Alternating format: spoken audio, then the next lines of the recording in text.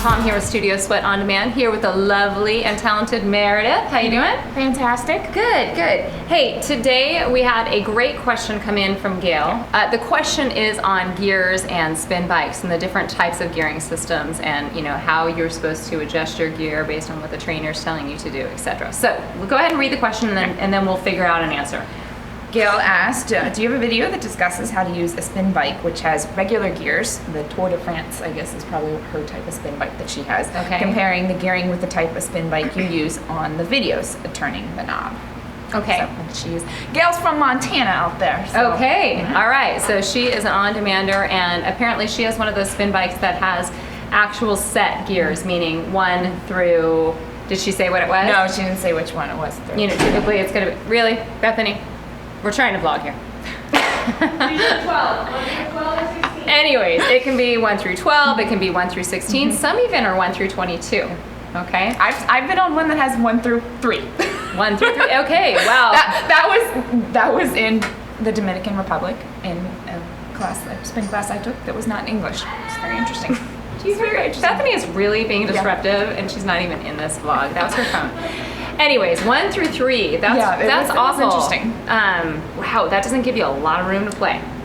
No.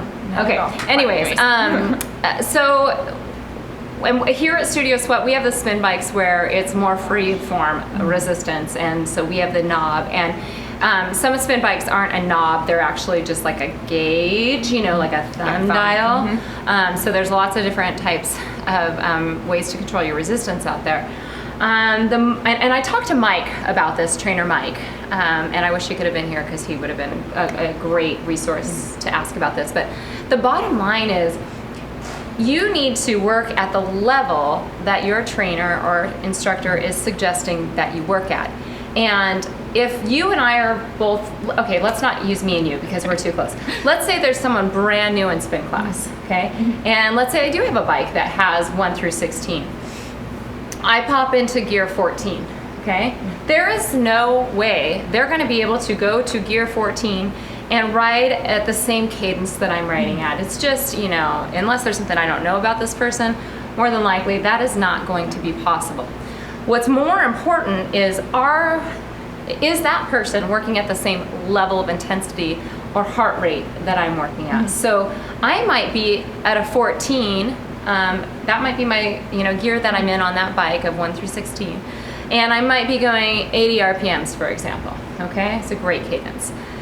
In order for that person to meet me at the same heart rate zone, same level of intensity, and let's say I want to keep the cadence the same at 80 RPMs, they might be at a level 8. They might be in gear 8, right? And it's almost better to a point that we're not calling out saying be at gear 12 or anything like that, because it is different. And same thing, my morning class, I had somebody that only been to a spin class 3 times, and I was like, just that's your importance, is going at the intensity that I'm asking you to be at. That's what's more important than whatever your gear is. Right. I know for me, I use a lot more saying 8 out of 10 on that hill climb. So I'm not talking gear 8, I'm talking your 8 out of 10, that moderate to heavy hill, those things like that. Where 1 is like, I could do this all day long, and 10 is, I literally cannot do this anymore. And so hopefully you're working with a trainer that's going to talk to you in those terms, or an instructor that's going to talk to you in those terms.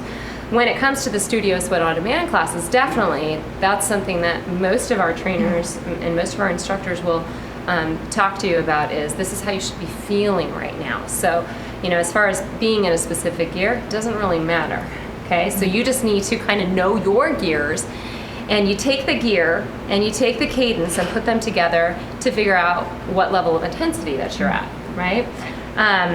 On the bikes that we have here, they're the knob and, Bethany, that is enough.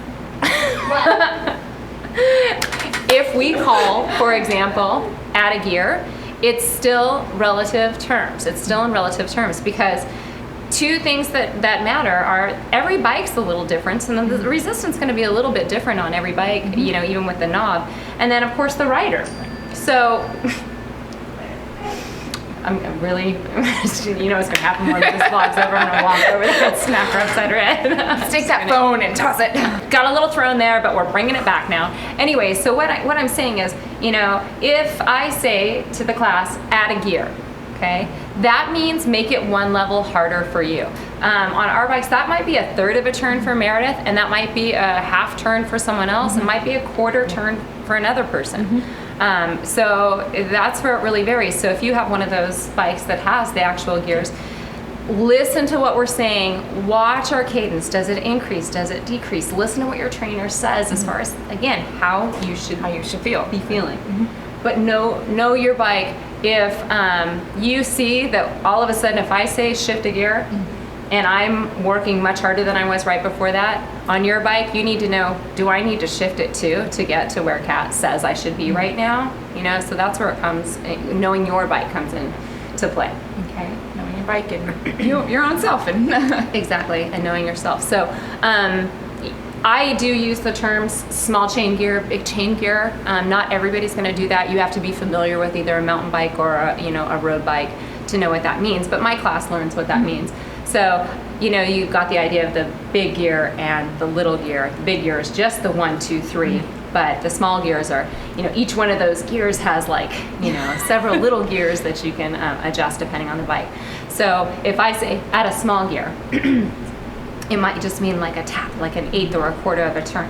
But if I say add a big gear, that's usually going to be a half of a turn on our bikes or a full turn, right? And so if I say add a big gear, and you're at home, you might go click, click, click, click, click 4 times to really add one solid gear. Okay. All right. I hope that helps Gail, and I hope that helps everybody else just get a better understanding of what we expect of you and what you should expect of yourself based on the bike you're working with and where you are fitness-wise. Okay. Anything else to add? No. All right, guys. For the best fat torching, body sculpting, spin classes, make sure you go check out Studio Sweat on Demand.